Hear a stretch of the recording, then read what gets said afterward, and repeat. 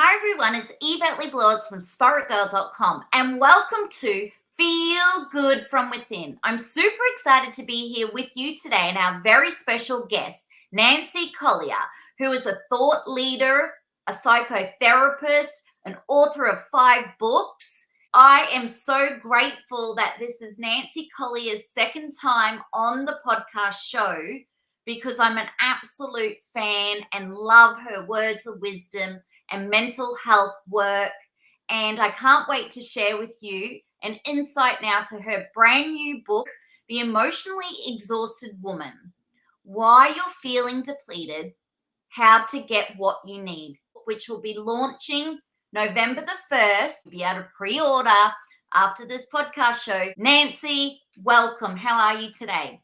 I'm well. I'm delighted to be here. Good to see you again. Now, before we dive into your book, are you happy to tell our audience a little bit about yourself and also what inspired you to write The Emotionally Exhausted Woman, your brand new upcoming book? I am a psychotherapist, as you said, and I work in the field, obviously, with lots and lots of women.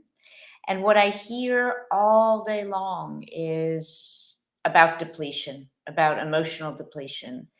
And of a very particular sort, though, where women describe such a similar experience of feeling disconnected from themselves, of feeling like they have all these roles and they take care of all of these people, but that there's something not nourished in them. There's something missing in their own experience. And they have a feeling that if they could add something to their life, if they could meet the right guru, if they could find the right treatment, they would feel satisfied. But what they really feel is that their primary role is caretaking others, and yet they are not getting the kind of care that they really need. So I hear this all day, and finally, I just decided I have to address this in a deeper way. I have to address what is it, particularly for women,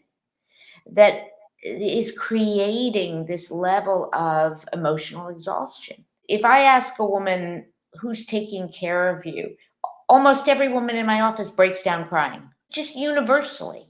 And so we tend to think of care as something, again, that we receive from the outside. We're not getting the care we want.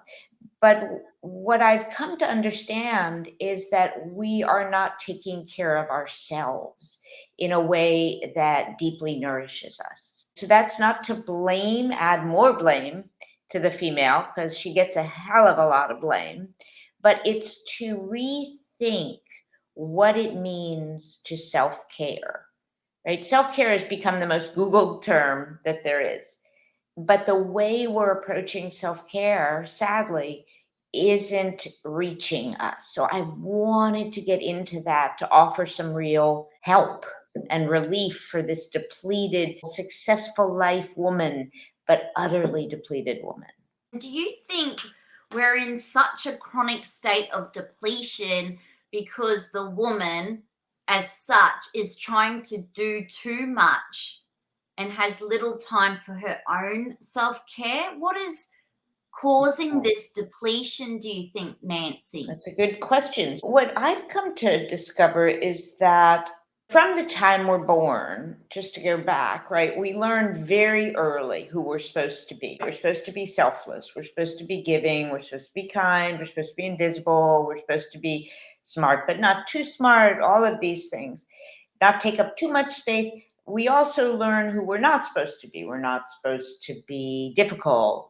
We're not supposed to be high maintenance. We're not supposed to be too much. We're not supposed to be a Karen. We're not supposed to be angry. So we have a whole sort of system that we learn by the time we are early teens. We know what makes a woman likable. We come to believe that our safety, our emotional safety, and taking care of ourselves relies on us being likable and being pleasing. And so that is the basic core belief for so many women that forms, that in order to be okay, I have to be what you need me to be. And what that does, Yvette, is that puts us into a really complicated and confusing and twisted relationship with our own wants and needs. Because our deepest want to belong and to be loved is in conflict with any wants or needs that might not be pleasing to the other. So we tend to tuck away a lot of who we are in this desperate attempt to be approved of.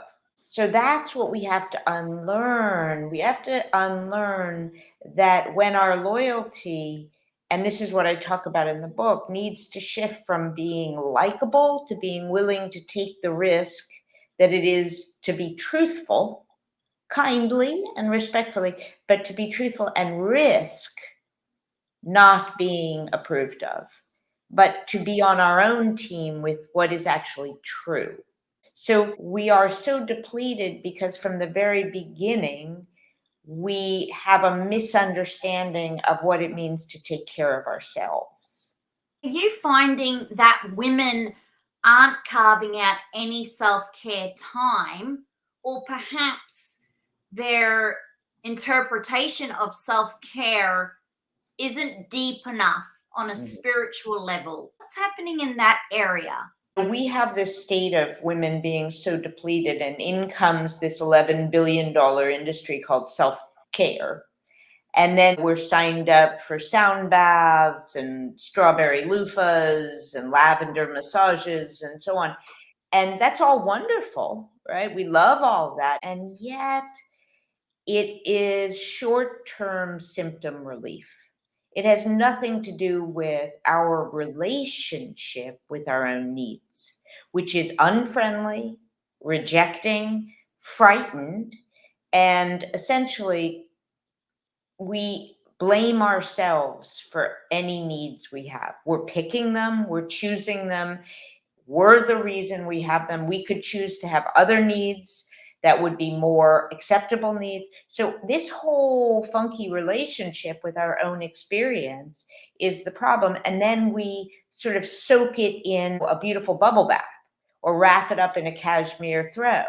Great, but it's not the solution. And not only is it not the solution, though, it actually supports what I call the likability cage. Because trying to be likable all the time is living in a cage. We have to censor ourselves. We're constantly managing everyone else's experience. Why it strengthens the bars of this cage is because it keeps supporting the belief that A, we're broken. We need fixing. We need a guru. We need a something, right? We're not complete. It keeps us chasing something better rather than looking to ourselves as a destination. And it keeps us also with this sense of there's something out there that will heal us. The problem is how we relate to ourselves. It's self-care really is an inside job. It's not, if I could just find that, yeah, you'll feel looser and more limber and calmer maybe for an hour, but the relationship you carry on with yourself is the issue we're talking about. So the more we're trained to look and search, we're distracting ourselves from the very issue that we need to address. Not that they can't go on as a nice handshake, but we're misunderstanding the kind of self-care we need. And Nancy, when a woman or anyone tuning in wants to create more of a relationship with themselves, and this can start at home and attending to self-care at home, what would be a great practice or something they could do to start building a one-on-one relationship with themselves instead of seeking the next sound bath session or the next retreat or something outside of them? Well, the first thing we have to start noticing, I talk a lot about in the book, what are my core beliefs? So, what do I really believe about my needs? So, for most women, as I said, we have to get curious. We have to become more aware. Most women believe that they could choose other needs. that there's something wrong with them for having the needs that they have. Why can't you just focus on what you have? You're so lucky. And all you do is want, right? And if you want something, then it means you don't want what you have. On and on and on. There's so much blame that goes on. Our default is it's my fault. So we've learned that also very early, that makes us more likable to take the blame. So the first thing we have to do is get really curious about, what have I come to believe about my own needs? We look at also our early experience. How did our caretakers respond to our needs? Did it make them angry? Did I grow up in a really cold home where needs were irrelevant? So what was the garden in which my relationship with my needs grew? Because what we're trying to do is sort of unpack this backpack, which is about my relationship with my own needs. Why is it so unfriendly? If I have needs, that means you'll be angry with me. If I have needs, does that make me a bad girl? If I have needs, does that mean that I'm rejecting everything that I have? Let's get to know that first. And then from there, what we need to start doing is shifting our relationship to a more compassionate and curious one about our own needs. We need to make everything welcome within our inner environment. It's that beautiful Rumi poem, The House Guest. Whatever need you're having, it's valid and it deserves a seat at the table. Let's get to know it. Because ultimately, our needs are taking care of us. Our needs are trying to get us what we want and what will protect us. And then we reject them and say, well, we shouldn't have them, and our needs are what's causing us pain, so we're to blame. So if we're in that sort of milieu, we're not going to tend to our needs in any kind of kind or compassionate way. So first is to get to know, what am I believing? Second is to start this practice of, let a need be there. Let a want and a need. Start listening. What do I actually want? As women, we operate so much on what I should do. We don't listen to what I want. So first start hearing, what do I want? What do I need? And then you get a seat at the table. Let me talk to you. Before I blame you for being there, before I shame you out of the room, before I run away from you because you're going to cost me all my other relationships, let me make friends with you. And then how does this walk and talk in the world? What does this look like in the world? So first, we have to start, this sounds so silly and so small, but you wouldn't believe how hard it is. Start telling the truth. I have some really successful, powerful, strong women in my practice, and you would not believe how much they sugarcoat and manipulate their truth, always managing someone else's experience. So the first thing that we need to learn how to do is simply say what's true, not add on 5,000 other things so that you feel okay with my truth.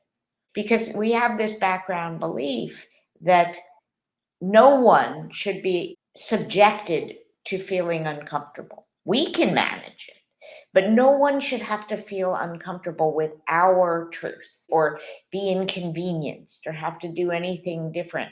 We'll work our truth around what'll work for you. And we're so drained because so much of our energy goes into managing another person's experience. So we have to stop doing that and learn how to say, hey, I need this. I want this.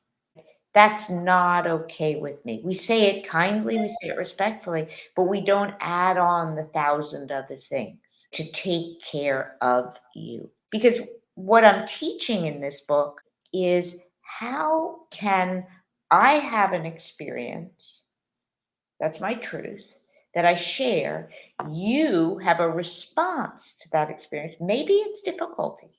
It might be that's hard for me to hear or what have you. And we can stay in that space without me being to blame for your difficulty. So that's the distinction that I'm drawing and teaching women. How do you do that? Where I can stand in the face of you not being happy. I can tolerate that. You won't die. And I don't have to fix it. I can show empathy that you have this response to my truth, but I'm not the difficult one because you're having a difficult experience. Wow, that's powerful. I'm not the difficult one because you're having a difficult experience. That's right. And And that I, is so yeah, hard for women to understand. I can empathize with the fact that my truth causes you difficulty, but I'm not to blame for that. And I don't have to fix it. And I can stand in my shoes connected to my truth without being the one who's pathologized for causing difficulty in your world. Women are trained early on, and this is part of what I just said, to define their experience, including their self experience, by how another person perceives it. So if you think that's a difficult thing, or you have trouble with that, or you think that's X, Y, and Z, I naturally then have to interpret my actions and my truth and me as that. So, what I teach in the book, which I think these are the fundamentals of real self caring, is my self experience and the meaning in my life and my journey is not defined by how you perceive it. It's my perception of it. So I'm allowed to have my own experience of it, of my life and my truth and all of those things, which can stand right next to yours, but I can still own mine. wow. It's a different way of walking through the world where we are self contained, right? We decide who we are, we decide what is valuable about us and our life. When we have ourselves on our own side, right, then whatever anybody is doing with our truth, we're okay. I love that. Wow. We decide. We decide. They were the most empowering words, Nancy Collier. Yes. And we are not trained to do that. We are trained to find who we are by consensus. What do you think of me? What do you think of me? And so we run around all the time trying to positivize and improve and protect everyone's version of us. And all that energy goes out. All that energy goes out. And that's why we're so exhausted. Not because we're not taking the 20 extra minutes, but all day long, what's the relationship that we are in with ourselves?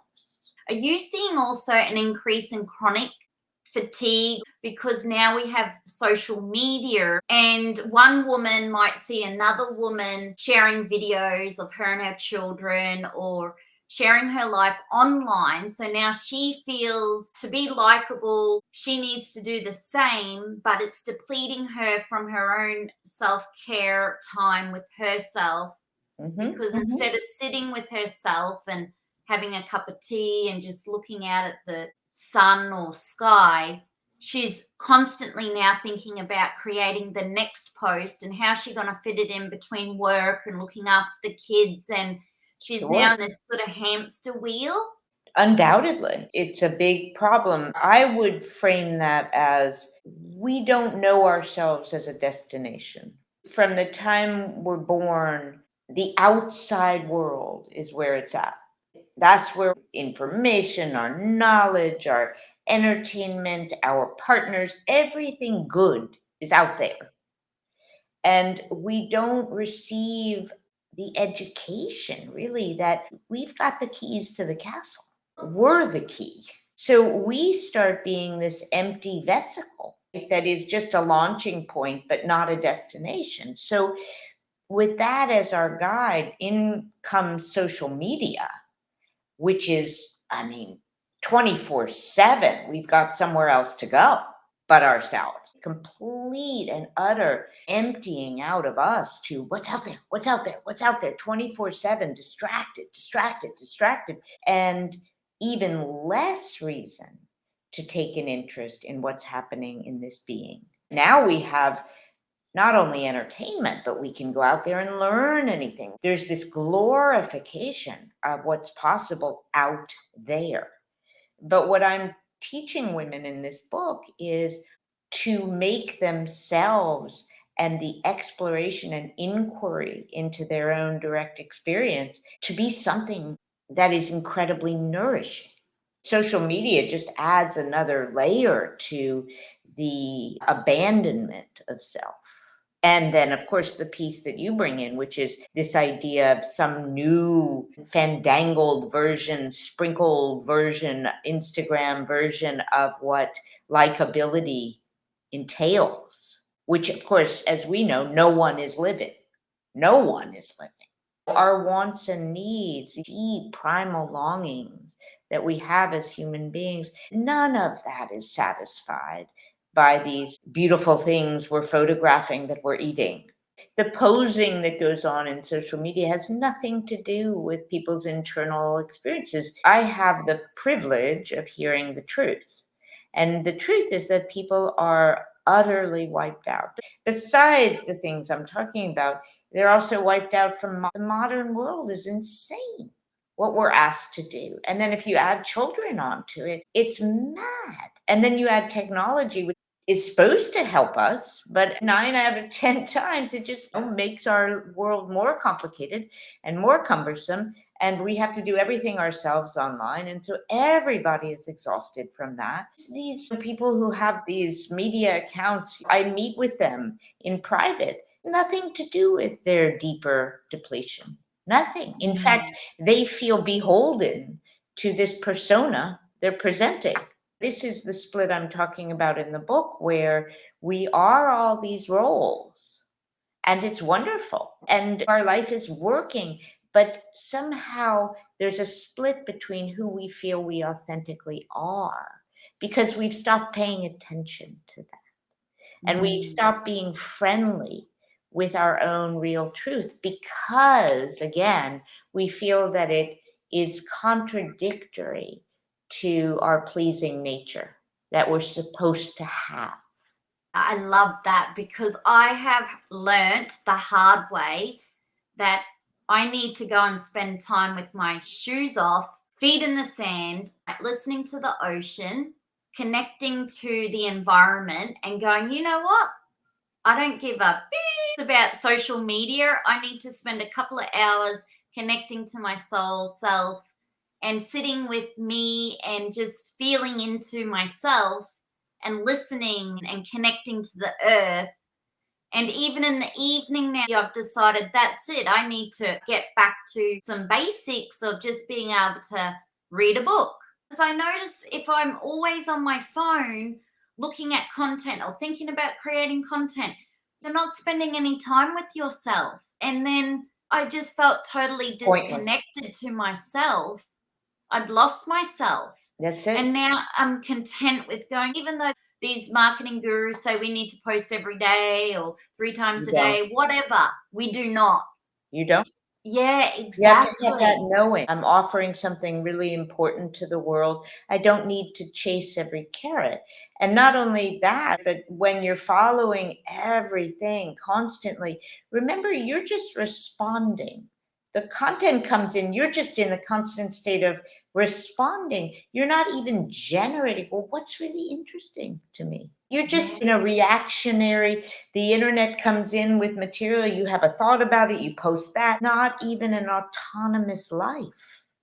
Right? So there's nothing wrong with using it for your business or doing all this, but we have to be very mindful about how we are letting it determine kind of what we're living by, what's determining the meaning in our life. That's up to us.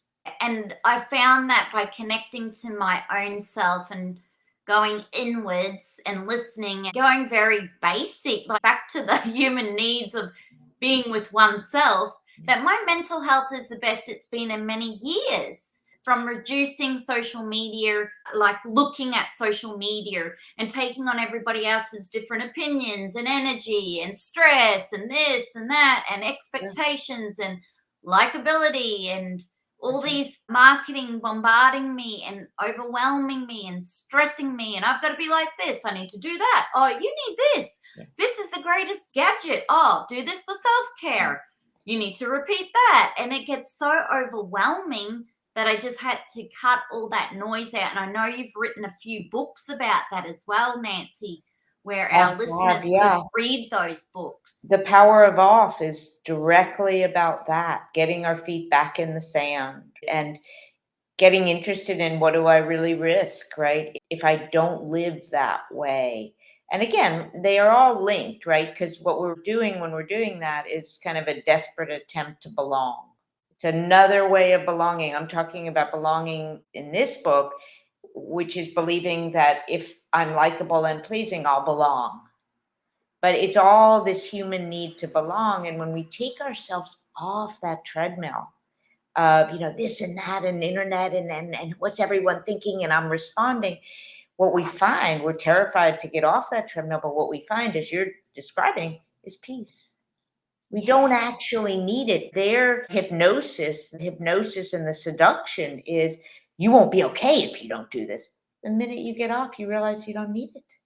You're actually still here and you're okay. Yes, and the world keeps spinning. If you could share one of your self-care rituals or practices you found beneficial with our audience, that would be amazing. What I find to be incredibly helpful is every day I take a walk with myself and no cell phone, and I make space. I don't put in music. It's fine if you do, but for me, just actually sharing a metaphorical cup of tea with myself. How are you doing today? Where are you? What's the longing in your heart today? What's interesting to you today? I just ask myself some questions you would ask a very dear friend. And what are the big life questions you're walking with today? For me, I do that every day. Take a walk in quiet. And I take it rain or shine, cold or hot, because I find when I make myself a destination and whatever comes is welcome. Come have a seat at the table. Let me get to know you. No shaming, no blaming. No, you shouldn't have that thought. No, you shouldn't have that need. No, what's here? It's an incredibly loving practice, also very grounding. Beautiful. And what's your hope for your newfound book readers? Because obviously now we can pre-order The Emotionally Exhausted Woman, Why You're Feeling Depleted, and How to Get What You Need. I hope that this empowers women everywhere to stop trying to be what everybody needs you to be and be who you need to be.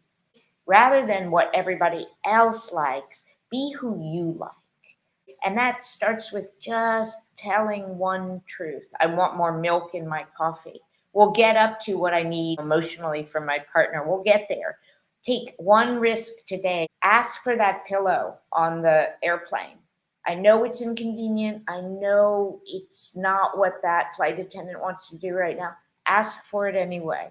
Little tiny changes in our behavior where we take baby risks to ask for somebody to do something that maybe is a little inconvenient or bothersome. Risk being that so that you're living in your truth. I want women to stop defining themselves by other people's perceptions of them.